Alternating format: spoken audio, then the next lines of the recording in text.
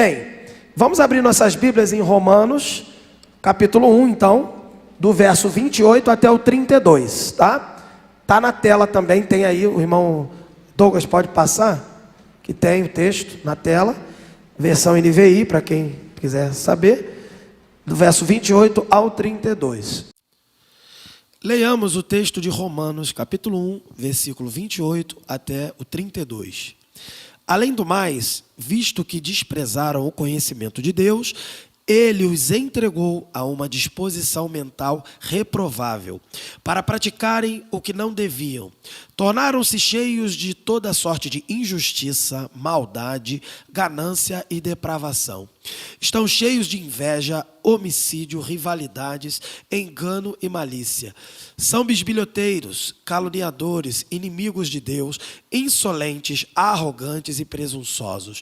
Inventam maneiras de praticar o mal, desobedecem a seus pais. São insensatos, desleais, sem amor pela família, implacáveis. Embora conheçam o justo decreto de Deus de que as pessoas que praticam tais coisas merecem a morte, não somente continuam a praticá-las, mas também aprovam aqueles que as praticam. Essa é a palavra do Senhor para nós nessa noite. Graças a Deus. Vamos orar? Senhor Deus, nosso Pai, estamos diante da Tua palavra aqui, aberta diante de nós, exposta diante de nós. Que Teu Espírito possa iluminar nossas mentes e corações, para que possamos compreender a verdade eterna que o Senhor tem para nós nessa noite. Te pedimos que nossas mentes, corações, nossos olhos, nossos ouvidos estejam voltados somente para o Senhor. Portanto, o Senhor repreenda toda distração. No nome de Jesus, que toda distração seja impedida pelo Senhor e que todas as vozes que tentam falar sejam silenciadas, para que possamos ouvir somente a Tua voz. Oramos assim confiando que seremos abençoados e aperfeiçoados pela Tua palavra nessa noite. Em nome de Jesus, amém. Queridos, esse texto é muito importante para complementar o estudo que estamos fazendo do capítulo 1. Completamos hoje o capítulo 1. E para completar o capítulo 1 é preciso primeiro a gente relembrar o contexto do que Paulo está falando, qual o propósito dele, do início do capítulo, até culminar no versículo 28, em que o texto diz que Deus os entregou pela terceira vez, segundo os textos aqui. E o tema do nosso sermão, o título do nosso sermão é Mentes Reprovadas. Então vamos entender como Paulo veio construindo e explicando a realidade do ser humano até que culmina em o ser humano estar com sua mente reprovada. Paulo ele vai, nesse capítulo, descrevendo a condenação da humanidade. O mundo todo, principalmente os não-judeus, que são os gentios, né? Porque ele queria ir para a Espanha, pregar o evangelho aos espanhóis, e ele precisava do apoio da igreja de Roma, e por isso ele estava mostrando ali na carta para os romanos, que a igreja de Roma, mostrando para eles assim, olha, precisamos pregar o evangelho, porque onde tiver ser humano, eles estão perdidos, eles precisam do evangelho, eles precisam da salvação. E Paulo tinha essa noção, por isso ele começa a desenvolver, e aí ele vai mostrar algumas coisas muito importantes para a gente. Ele vai dizer que Deus se revelou ao ser humano, à humanidade, na consciência dele, do ser humano, da humanidade, e na natureza, ao longo da natureza. Isso a gente já viu nos versos 18 e verso 20. E depois os seres humanos rejeitaram essa revelação. No verso 21 ao 23 a gente vê isso. A idolatria, eles começaram a se curvar para a criação, de maneira geral, para répteis, quadrúpedes, mas não se curvaram para os atributos que eles viram de Deus, as características de Deus visíveis na natureza, não se curvaram para esse Deus, não procuraram melhor, não buscaram e nem se renderam a esse Deus, perceberam que havia Deus, claramente, a ira de Deus foi clara sobre eles perceberam, eu estou diante de um Deus que criou todas as coisas e Ele está irado comigo, e isso no seu interior, na sua consciência, na imagem e semelhança de Deus que todo ser humano tem, ele sabe disso. Então não tem essa conversa de ateu, diagnóstico, ele sabe, e Paulo está dizendo isso, e nós já falamos bastante sobre isso. Mesmo assim, o ser humano preferiu ou ser ateu e adorar a sua ideia, a sua própria cabeça, ou se curvar à criação, a seres répteis, quadrúpedes, seja lá o que for. E depois que eles rejeitam a Deus, então Deus retribui, né? E ele retribui entregando-os. Há 3 entregas aí. 2 nós já vimos, a terceira nós vamos ver hoje. A primeira entrega nós vimos com o pastor Lucas, quando ele esteve aqui e pregou. Deus os entregou à impureza sexual, a imundície sexual. Então, seres humanos que se colocaram nessa situação, a humanidade que sabia sobre Deus, sempre soube sobre Deus, rejeitou a Deus, e Deus retribuiu de que forma? Os entregando aquilo que eles queriam fazer, impureza sexual. E a segunda entrega foi na semana passada que a gente viu, que foi o verso 26, isso, 26 e 27. Deus os entregou a prática do pecado da homossexualidade, que nós falamos semana passada. Quem quiser ver, também está lá. E de vez em quando, agora está tendo uns cortes, né? O pessoal fez um bom trabalho, hein? Gostei. Uns cortezinhos aí rápidos para resumir o que a gente falou. Também tem também no Instagram da Juventude. E hoje nós vamos ver a terceira entrega de Deus. A terceira entrega, porque aquilo que eu falei semana passada, a pior coisa para o ser humano é ele receber de Deus aquilo que ele quer. Porque se você pedir o que você quer para Deus e Deus resolver te dar, você vai pedir pecado, Deus vai permitir você pecar, você vai receber mais vontade de pecar e a punição de Deus. Então a pior coisa é você pedir para Deus o que você quer. Porque o que você quer no seu íntimo da carne é pecado. O ser humano é assim. Então, hoje nós vamos ver do verso 28 ao 32, a terceira vez que Deus então entrega o ser humano. Entregou para a imoralidade sexual, entregou para as paixões vergonhosas da homossexualidade, e agora entrega para uma disposição mental reprovável. Verso 28. E é o primeiro ponto que eu já queria falar. Pode colocar, por favor? Mais à frente aí tem uns pontos. Olha lá, o primeiro ponto: uma disposição mental reprovável, ou aí como está escrito, uma mentalidade reprovável. Aqueles que rejeitam então a Deus são entregues a essa terceira forma de reprovação de Deus, uma mentalidade reprovável. E essa disposição mental reprovável, ela vai significar o quê? Que a mente do ser humano perdeu algumas capacidades. Primeira capacidade que ela perdeu a capacidade de discernir entre o certo e o errado. Por isso, continua fazendo coisa errada. Perdeu a capacidade de discernir, de saber o que é o certo e o errado. No seu interior ela sabe, ela nega tanto isso, que isso já não mais a incomoda, tanto faz. Não é por isso que a gente vê lá fora as pessoas dizendo que o que você aprendeu de certo talvez seja errado, e o que você aprendeu de errado talvez seja certo. É por isso, porque as pessoas estão entregues a uma disposição reprovável que faz elas perderem, então, primeiro, a capacidade de discernir entre o certo e o errado. Outra coisa que elas perdem é a capacidade de perceber as consequências do pecado. Ora, se elas não sabem a diferença do certo e do errado, elas também não saberão qual é a consequência do que elas vão ter se fizerem o errado, porque para elas o errado não existe mais.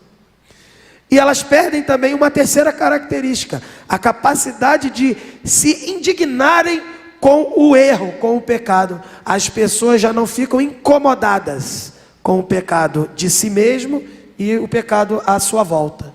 Elas se sentem bem no meio da imundícia, no meio da sujeira. É como se elas já estivessem tão sujas que não soubessem que estão sujas. E é assim mesmo. E o terceiro aspecto que elas perdem é a capacidade, então, de avaliar o castigo e o juízo. Elas não sabem medir as consequências e não sabem, muito menos, entender o que é o juízo de Deus, que é proposto para quem permanece no pecado. Elas não conseguem compreender, brincam, não acreditam, debocham acerca do juízo de Deus. Então são essas 4 capacidades que elas perdem: discernir entre o certo e o errado, perceber, não percebem mais as consequências do pecado, não conseguem se indignar contra o erro e não sabem mais avaliar o castigo e o juízo de Deus, não entendem a gravidade do que Deus vai fazer com cada um dos pecadores que não se arrependerem. Então são pessoas com mentalidade reprovável, com essa mentalidade, e elas apreciam fazer o errado, elas justificam as suas ações, sempre tem uma justificativa. Você, irmão, a Bíblia diz que você está errado, amigo, você está errado. Não, mas na verdade, veja bem, aí começa aquela justificativa. Elas inclusive também encorajam e defendem pessoas que agem dessa forma. Essa mentalidade, ela vai ser predominante na sociedade, você vê isso. Se você parar para pensar, você vai lembrar de uma série de pessoas. Mas cuidado, porque você também é assim. A única diferença é que você tem Jesus, e Ele te governa e te controla. Se você der vazão para essa carnalidade, você faz a mesma coisa. E isso então reflete a tragédia que é o pecado. E é interessante, poxa pastor, não aguento mais vir no culto jovem, no encontrão DNA, você só fala de pecado. Gente, que a culpa é de Paulo, que está falando de pecado, briga com ele. Eu estou seguindo o capítulo, daqui a pouco a gente vai falar de outra coisa, mas é só pecado que eu posso fazer. Porque a gente tem que entender, é que é preciso perceber que o pecado é amargo. Veja bem, a Bíblia nos avisa que o pecado é amargo, e você precisa sentir esse amargo. Se isso não for amargo para você, Jesus nunca vai ser doce para você. A salvação nunca vai ser a solução para você, porque para você o pecado é maravilhoso. Agora, se o pecado te incomoda, é amargo, é por isso que a gente tem que estar entendendo a gravidade dele. Quando você ouvir mais um dia, Deus enviou o seu Filho, aí esse mais um dia é glorioso. As pessoas querem dar glórias a Deus por uma salvação baseada num amor que te libertou de nada. Se te libertou de nada, não é amor, e nem é salvação. Você tem que ser salvo de alguma coisa, e você tem que ser grato que foi resgatado de algum lugar. Agora, se você não quer saber aonde você estava, é porque de fato você está com a mentalidade já reprovada. Esse é o sentido aqui. Segundo ponto, a origem da mentalidade corrompida. No verso 28 a gente vê que Deus criou o homem com capacidade para pensar, para discernir, mas Paulo vai descrevendo como essa capacidade é corrompida, e vai mostrando isso no texto. Ele apresenta duas causas desse corrompimento. A primeira, ele vai falar que é o desprezo pela revelação e o conhecimento de Deus, e o resultado é a rejeição da revelação divina na consciência e na criação. A segunda é que Deus, em resposta a essa rejeição, entrega os seres humanos a si mesmo, resultando numa mente reprovada. Então, ele mostra essas duas coisas, nós já vimos isso. E isso significa que a mente perde essa capacidade que a gente falou aqui, de entender, de discernir, de ver o que está errado em suas ações. E é na verdade Deus punindo o pecado com mais pecado, onde a punição é proporcional ao erro. O que eu estou querendo dizer é o seguinte: a origem da mentalidade corrompida é ao longo do capítulo, desde o versículo 18, da revelação na natureza. O homem vai lá e finge que não está vendo, e esconde aquilo ali. Aí Deus vai lá, por causa disso, entrega a ele a imoralidade sexual, e ele vai e se rende mais um pouco ao pecado, depois entrega a homossexualidade. Então essa lógica de declínio do ser humano, de cada vez mais ele rejeita Deus, e cada vez mais Deus rejeita ele, até que ele vai chegar no fundo do poço. E enquanto ele não chegou nesse fundo do poço, é como se Deus estivesse pisando no freio, colocando uma proteção, a graça comum, que a gente chama de graça comum, que até o cara que não é crente recebe essa graça, né? A graça comum para guardá-lo, porque existem pessoas que têm uma mentalidade reprovável, chegaram nesse nível, mas elas ainda são bondosas, é uma boa pessoa, é um pai, é uma mãe, está casado e tal, mas no seu interior ele tem a mentalidade reprovada, não no seu exterior. Isso é o quê? Isso é graça de Deus, ainda preservando aquela pessoa, mas ela está sendo entregue cada vez mais, até que ela vai chegar no fundo do poço. Bem, terceiro ponto, os efeitos da mente reprovada, verso 29 ao 31, aí mesmo é que a coisa acontece. É uma lista de 21 pecados dessa mentalidade reprovada ou reprovável. E é interessante que esses 21 pecados que são listados, eles se relacionam perfeitamente com os 10 mandamentos. E eu tenho baseado os nossos estudos alguns autores, né? Um deles é o reverendo Hernandes Dias Lopes, outro é o reverendo Augusto Nicodemos. E o Augusto Nicodemos faz algo interessantíssimo. Ele mostra para a gente, eu vou mostrar aqui para vocês, baseado no que ele trouxe, como cada pecado desse, ele é um descumprimento dos 10 mandamentos. Veja, primeiro, os 4 primeiros mandamentos, a gente sabe, não sei se você lembra, mas assim, os 4 primeiros mandamentos, eles se referem ao nosso relacionamento com Deus. Quais são os 4 primeiros mandamentos? Aqui, ó, não terás outros deuses além de mim, né? O teu Deus é o único Deus. Depois, não farás para ti imagem esculpida, não tomarás o nome do Senhor teu Deus em vão. Lembra-te do dia do sábado para santificar. Está em Êxodo 20, aí Êxodo 23, Êxodo 24, Êxodo 20, versículo 7, Êxodo 20, versículo 8. Então são os mandamentos dos 10 que se relacionam, do ser humano se relacionando com Deus. E é interessante que nessa passagem Paulo vai mencionar inimigos de Deus, insolentes, orgulhosos, arrogantes, insensatos. São expressões e características e pecados de pessoas que se colocam contra Deus, se acham superiores àquilo que Deus estabeleceu e ao próprio Deus. Então um homem arrogante, insolente, orgulhoso, inimigo de Deus, não quer saber de Deus. Então essas atitudes são então uma afronta direta a esses mandamentos de obediência e de devoção ao Senhor. Então afronta ao Senhor. Com isso, então, esses 4 primeiros mandamentos que eu mencionei aqui, esses 4 mandamentos, meio fora de ordem, mas são os 4 mandamentos que se relacionam, que se referem à nossa adoração a Deus, eles são quebrados nesses pecados dos versículos que nós já lemos. Aí em seguida a gente pode ver que tem os mandamentos em Êxodo 20, né, dos 10 mandamentos, que são relacionados ao próximo. Jesus, ele resumiu bem a lei quando fala que é amor a Deus e amor ao próximo.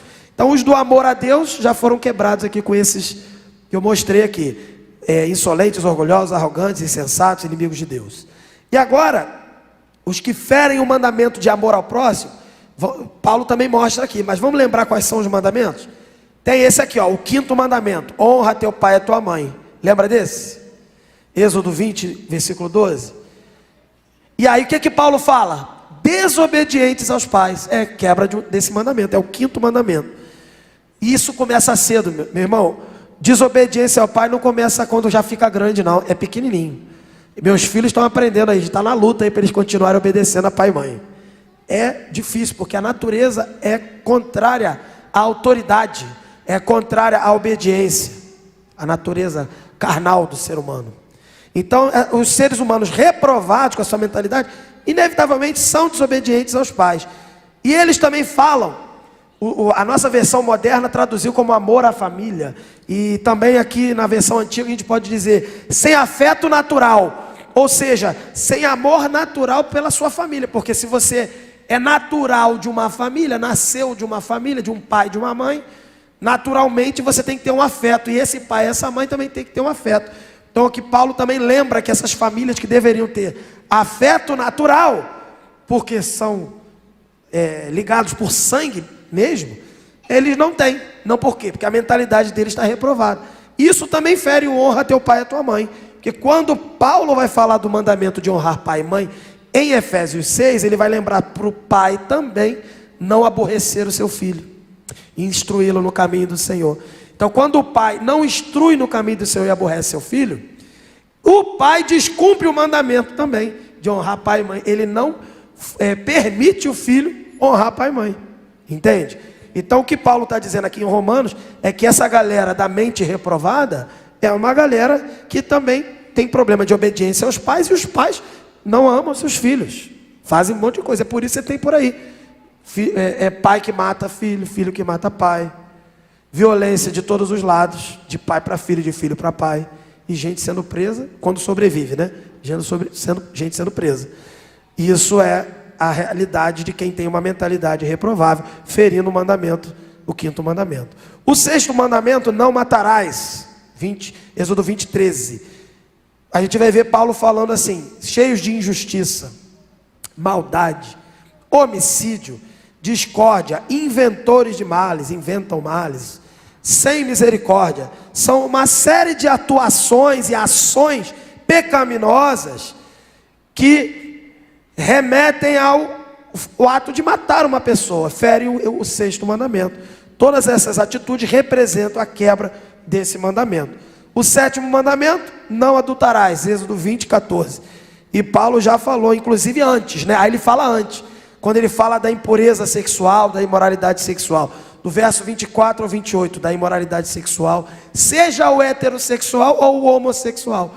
Ali você tem o problema do adultério e das suas variações, fornicação e tudo mais. E aí quando Paulo vai falar de inveja, engano, tudo nesses versículos até o 31, inventores de males, no caso ele fala isso no verso 29 e 30. Isso tem relação com a quebra do oitavo mandamento. Qual é o oitavo mandamento? É o Êxodo 20, 15. Não furtarás. E também o 10º mandamento, não cobiçarás. Inveja, engano, inventores de males. São pessoas que estão planejando mal. E o que mais tem é gente fazendo isso. E queridos, mentalidade reprovável é o caminho para o fundo do poço. O caminho já pertinho do fundo do poço. E vou te falar uma coisa, irmão. Não é só lá fora que tem gente assim, não. Basta não ser crente para estar caminhando para o fundo do poço. E tem gente que está dentro da igreja, membro de igreja, batizado, carteirinha de membro, acha que com a carteirinha vai para o céu, mal consegue entrar no cinema, paga meia entrada lá. Não paga nem meia entrada, acha que vai entrar no céu com a carteirinha de membro do aplicativo da igreja. Não consegue nem entrar no cinema. Se essa carteirinha fosse poderosa, meu irmão, ele tirava uma onda, eu quero entrar aqui no cinema, ver o filme. Não consegue, vai conseguir entrar no céu, mas não vai mesmo. E o cara acha que é crente, e está com a mentalidade reprovada. Ele está também cometendo estes pecados aqui, chegando a esse fundo do poço. Inclusive, né, a parte final aqui, Paulo lembra, né, dos intrometidos, dos caluniadores. Gente, vai dizer que isso não tem na igreja? É o que mais tem às vezes. Se a gente não vigiar, a gente mesmo vira intrometido, se mete na vida dos outros. A gente mesmo se pega falando dos outros, mentindo inclusive. Intrometidos caluniadores. E isso é a violação do 9º mandamento. Não darás falso testemunho. Então, como você pode ver, rapidamente, aqui eu tive que fazer rápido, todos os 10 mandamentos foram quebrados. Essa galera da disposição mental reprovada, ou reprovável, é uma galera que quebrou tudo. É a situação que o mundo se apresenta para nós. É o estado do ser humano, e é também o meu e o seu estado, no sentido de que sem Jesus a gente é assim. A gente é assim. E se tu não vigiar, tu começa a pender para aquele lado de novo. E é interessante que a gente observa o seguinte, que no verso 29 ele ainda fala o seguinte: cheios de toda forma de.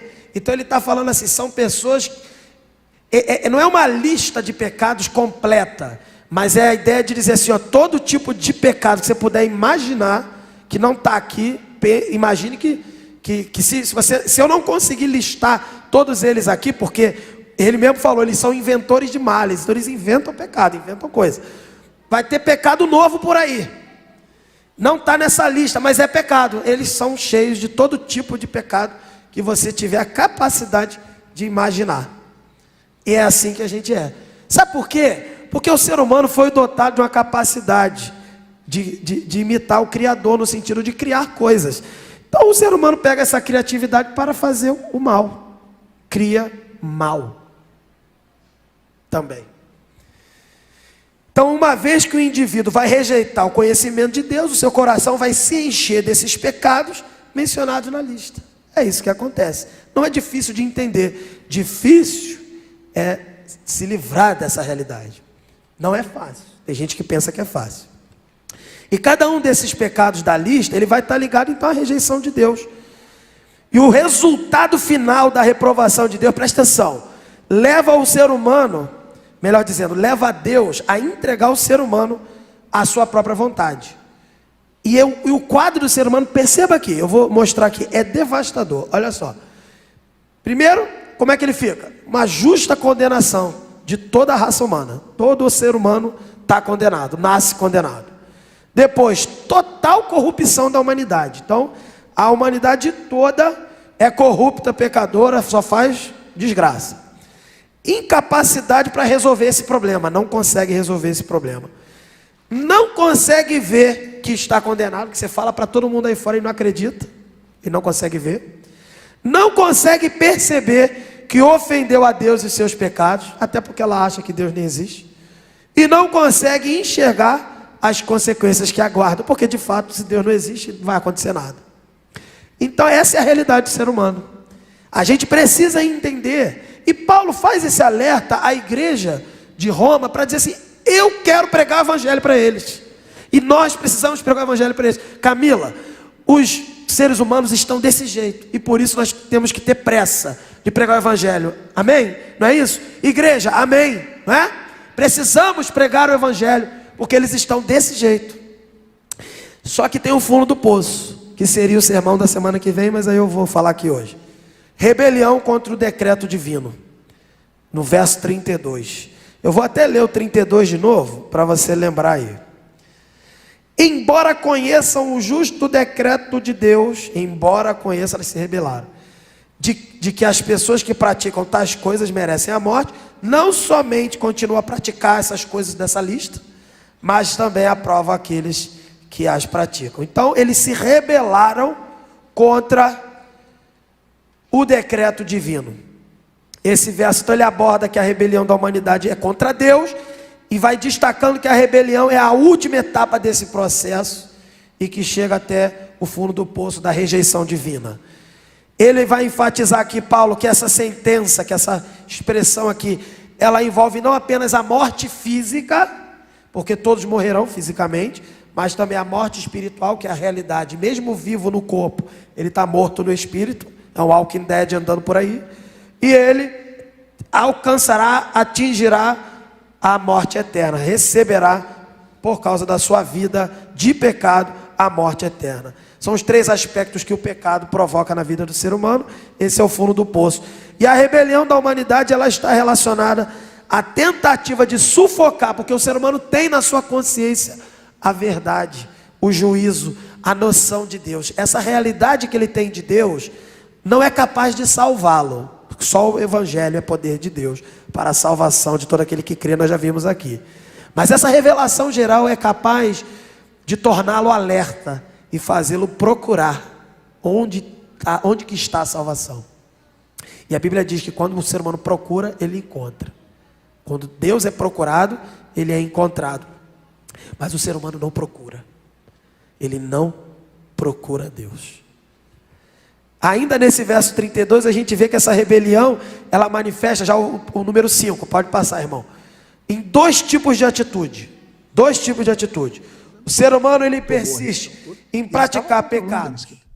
O acesso não estava mais controlado pelos palestinos, e por isso que mesmo ele praticando pecado, sabendo que a morte é a consequência, ele vai lá e continua praticando pecado, continua praticando pecado. Ele está pecando, aí ele fica sabendo, ou ele sempre soube, sempre teve uma noção de que aquilo ali é punido com a morte, e ele continua, Então, a rebelião se manifesta nesse primeiro tipo. A insistência de pecar, mesmo sabendo que a morte vai chegar para ele. A punição justa contra ele vai chegar. Ele continua. Porque essas pessoas, elas valorizam o quê? Pequenos momentos de prazer. E vamos ser sinceros, irmãos, nós somos cristãos. Quantas vezes nós já valorizamos pequenos momentos de prazer e pecamos? Essas pessoas fazem isso toda hora, só sabem fazer isso. Elas não apenas continuam, e aí vem a segunda etapa, porque o que eu disse aqui são duas atitudes, está aí no número 5. Primeira atitude, insistência em pecar, e vai pecando e não para. E a segunda atitude, além dela pecar insistentemente, ela encoraja, aprova, aplaude, incentiva que outros façam a mesma coisa. Sabe por que ela faz isso? Porque é melhor que tenham mais pessoas fazendo junto com ela, para ela não levar a culpa sozinha. É isso mesmo, para ela não levar a culpa sozinha. E todo mundo, e às vezes conversando com criança, com aluno é mais imaturo, criança, aí eu pergunto, por que você fez isso? Porque meu coleguinha fez, porque meu fulano fez. Eu não queria ficar de fora, porque ele fez. E aí mas porque ele falou para eu fazer. Aí a gente fala aquela coisa de tipo, pô, se ele mandar você pular na ponte, você pula também. Aí quando você vê, por que o colega mandou ele fazer? Porque o colega ama ele? Não, porque o colega quer pecar, mas não quer se lascar sozinho, né? Quer levar alguém junto. Então você vê a mentalidade reprovável dentro da escola. Mentalidade do fundo do poço, do versículo 32, com pessoas que nem atingiram a maioridade. Tá certo?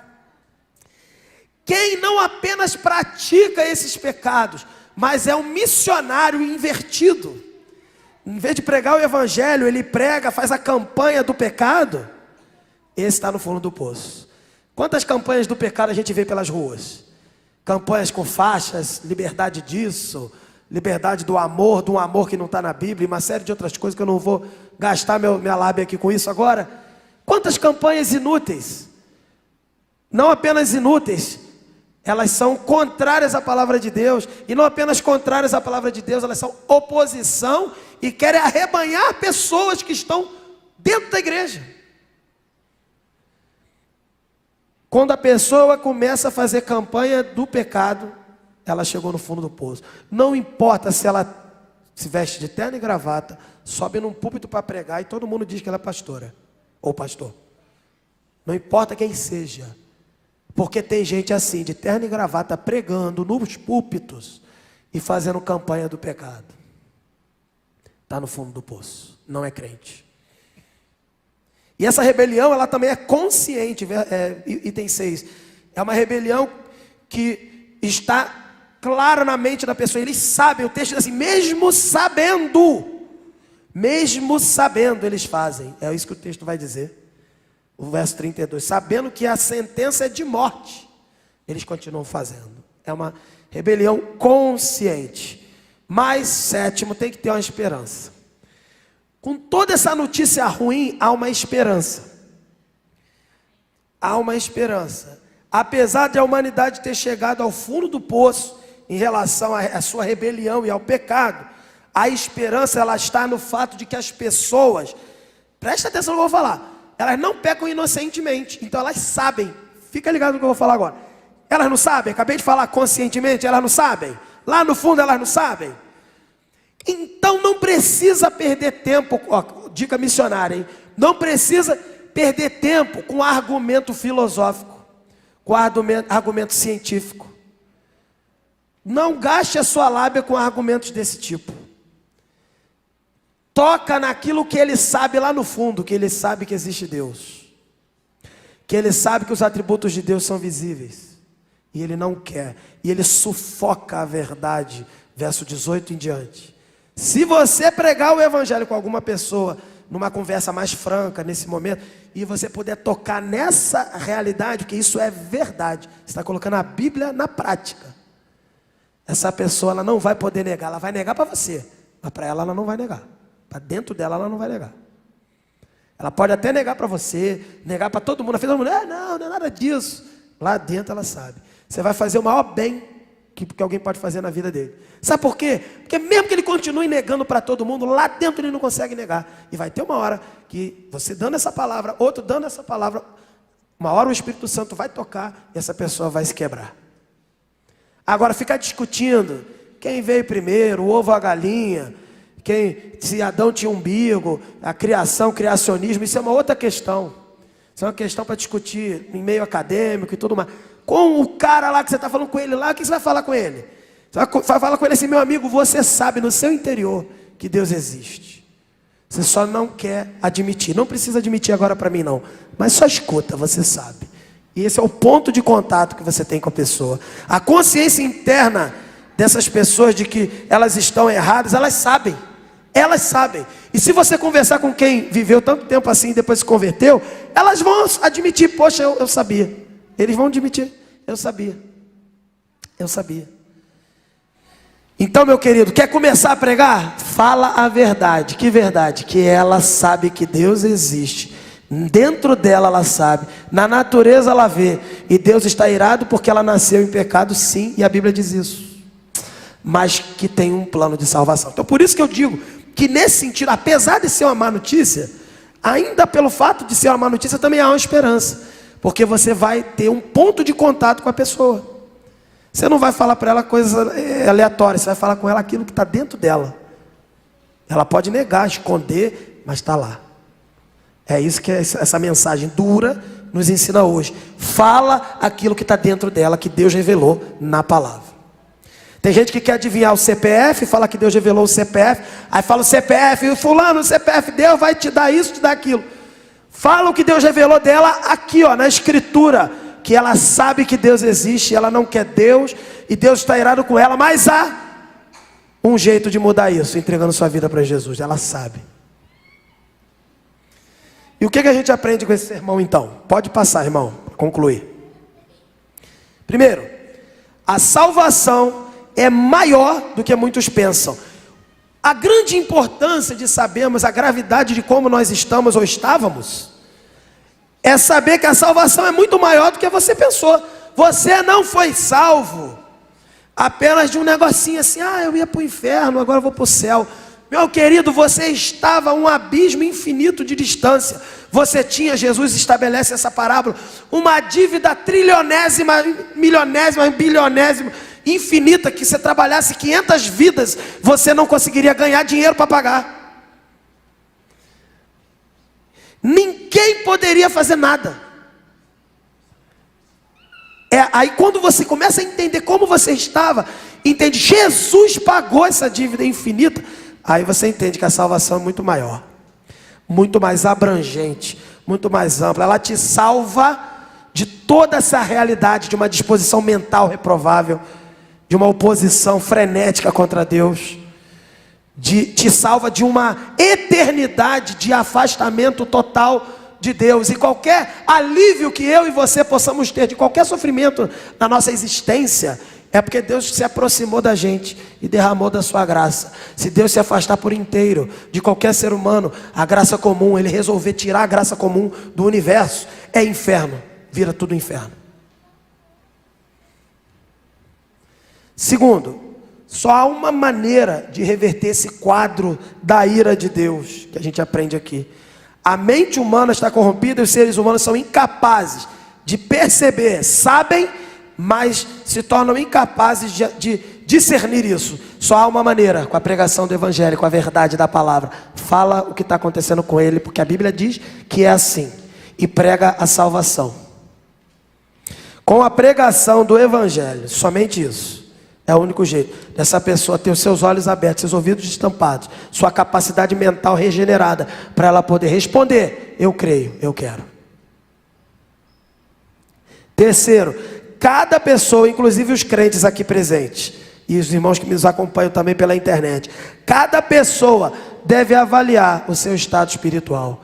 Talvez você tenha sido enganado. Talvez tenham pregado um evangelho sem te contar como é que você estava, e você creu numa coisa que não é a verdade de Deus. Talvez você esteja convencido de que é crente, mas nunca foi convertido. Eu tive contato com essa verdade há uns 10 anos atrás. Eu sempre me entendi convertido, mas quando eu entendi mesmo a profundidade, é como se eu tivesse, se não foi uma nova conversão, porque não pode ser 2 conversões, foi então um avivamento na minha vida. Então que você entenda realmente a tua realidade e a realidade do que Deus fez e está fazendo na vida das pessoas. Quarto e último, o Evangelho capacita o crente a recomeçar e romper com o pecado. Se você de fato é crente, essa notícia ainda te ajuda a entender que mesmo que você esteja nessa luta, já sendo crente, escorregando de vez em quando ali no pecado, caindo ali, fazendo, até aplaudindo quem faz, né? Igual o fundo do poço aqui. Mas o Evangelho te capacita todo crente a recomeçar. Começa de novo. Vai, não peques mais. Começa de novo. Porque o Senhor é fiel e justo para nos perdoar e purificar de todo pecado, nos purificar de toda injustiça. Então você pode recomeçar e romper com o pecado. Conclusão. Aos não crentes, os que estão aqui, talvez que não sejam crentes, eu não sei. Aos que nos acompanham pela internet, aos não crentes, eu digo uma coisa para você. Talvez você esteja desafiando a Deus vivendo em pecado. Realmente, você está indo de pecado em pecado, está Está nem aí para a hora do Brasil mesmo, né? A voz da sua consciência até fala alguma coisa. O Espírito Santo tem permitido palavras chegarem aos seus ouvidos, mas isso ainda não alterou o seu estado, não alterou a sua consciência para a salvação. Talvez você já esteja recebendo vários alertas das consequências do pecado, mas a sua mente está nem aí para isso. Você não tem dado ouvidos, mas a boa nova do Evangelho é essa daqui. Ouça mais uma vez. Deus está disposto a perdoar pecadores. Pecadores que antes desafiaram a Deus. Ele está disposto a perdoar esse tipo de rebelião. É por isso que nós devemos nos alegrar. Deus, Ele é amor por isso. Ele não é amor porque Ele é só cor de rosa, não. Ele é amor porque Ele está disposto a perdoar gente desse tipo. Ele também é amor porque está disposto a perdoar gente que se rebelou, que incentiva outras pessoas a serem assim. Ele é amoroso, misericordioso, compassivo, e Ele está pronto a receber você, a hora que você se render. Ele está disposto a lhe perdoar. Ele está disposto a esquecer, diz a Escritura, dos teus pecados, não me lembro mais, está escrito assim. Esquecer todos os seus pecados e tratar você do zero. Zerou aqui, ó, zerou. Sabe quando a gente fala assim, ó, zerou, vamos começar de novo? Ele está disposto a fazer isso com a sua vida. Como se você nunca tivesse cometido nada. Quando você começou do zero. Ele é assim. Por isso que Ele é amor. Porque Ele pega tudo de ruim que tu é e que você fez contra ele, contra o seu coleguinha, e fala assim, zerou, vamos começar de novo. Foi por isso que Deus mandou Jesus, o Filho dele, que é Deus, o Filho dele encarnado, para morrer numa cruz, para sofrer uma pena que era sua. Essa pena que a gente está falando aqui, essa sentença, Jesus sofreu. Ele sofreu o inferno que era seu. Ele sofreu o afastamento total de Deus. Ele sofreu o abandono de Deus. Ele disse, Deus meu, citando o Salmo, né? Salmo 22.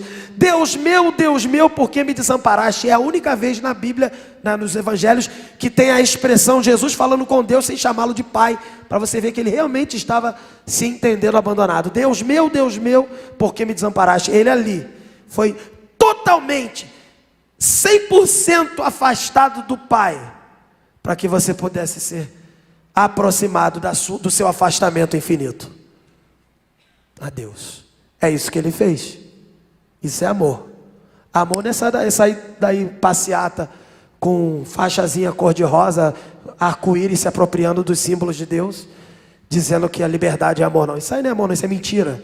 Isso é versículo 32, aplaudindo e incentivando pessoas a irem para o pecado. Amor é isso aqui. Isso aqui é amor. Não gostou? Sua mentalidade está reprovável. Por isso você não gostou. Pede para Deus mudar sua mentalidade. Ele quer te salvar. Ele quer te salvar. Portanto, Ele quer e pode perdoar você. Se você humildemente se chegar diante dEle e disser que não merece outra coisa senão a morte. Reconhecer. Reconheça. Não chega chegando não, eu sou amado de Deus. Não. Reconheça. Quando o Evangelho ilumina quem nós somos, ele primeiro revela quem é Deus, e vem um contraste, você se vê em trevas. Você não consegue dizer nada diferente de, eu vou morrer, eu mereço a morte. Isso é alguém que de fato encontrou graça diante de Deus, arrependido sim, e de fato entendeu quem é diante de Deus. Quem nunca teve essa experiência de entender a morte que deveria receber, suspeite de sua conversão. Mas Jesus pode te salvar hoje, entenda isso hoje. Fale para Ele hoje, Senhor, eu mereço a morte, mas eu não quero pedir o que eu mereço. Eu quero pedir aquilo que o Senhor propõe, que às vezes a gente recebe sem merecer mesmo, que é a misericórdia. Se você pedir misericórdia, reconhecendo que é culpado, Deus vai te dar misericórdia, salvação. Agora, para aqueles que acham que, eu não pratico esses pecados aí não, eu estou de boa, estou tranquilo, estou evitando, estou tranquilão. Eu sugiro que você preste atenção se você não está tranquilão, mas está assim, vai, aplaudindo o coleguinha fazendo besteira, entendeu? Aí tu fica só de longe assim, rindo, legal, hein? Ele fazendo a desgraça e você só... Porque tem gente que é assim, tem gente que só fica assistindo. Pô, legal, hein? Se você está fazendo isso, provavelmente você devia ser crente, porque você não está pecando, você é crente. Aí você está olhando o coleguinha pecar e está achando bonito, você tinha que ir lá, buscar, reprovar o que ele está falando, apresentar um outro jeito, que é o Evangelho. Então cuidado, se você está achando muito bonito, eu estou aqui, estou bem, e o cara está lá se lascando, o problema é dele, cuidado, talvez você também não seja crente não, você está aplaudindo. Você está aplaudindo. Ficar em silêncio diante de situações de pecado equivale a ser conivente. Você está pecando de tabela. Seu colega com aquela piada imoral, aí você acha engraçado para todo mundo. Não, como é que é? Está na hora da gente colocar a nossa posição. Dizer não para o pecado. Senão você está aplaudindo. Está incentivando. Agora uma palavra para quem está tentando evangelizar amigos e familiares, colegas, quem está em frentes missionárias, nós estávamos aqui falando de missões agora há pouco, quem está evangelizando outros povos, irmãos, seja quem você estiver evangelizando, tenha bom ânimo, sabe por quê? Porque as pessoas sabem o que é certo, pode confiar de que o que elas estão fazendo, elas sabem que está errado, pode avançar e pregar o Evangelho. Eu vou terminar minha palavra aqui e vou concluir na semana que vem, se Deus permitir, mas a minha oração é que você seja abençoado e que você saia daqui preparado para dizer não para o pecado e todo dia se arrepender e dizer sim para Jesus e para a santidade. Que o Senhor nos abençoe e vamos orar e encerrar o nosso culto.